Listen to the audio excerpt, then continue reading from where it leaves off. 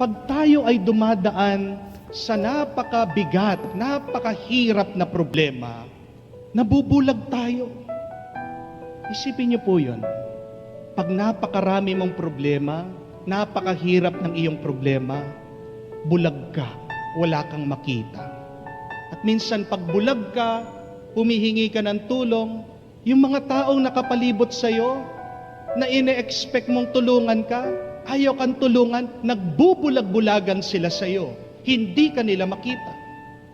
Halimbawa na lang, pag wala kang pera, pag marami kang utang, di po ba nakakabulag? Hindi mo alam kung saan ka kukuha ng pera, pambayad ng utang.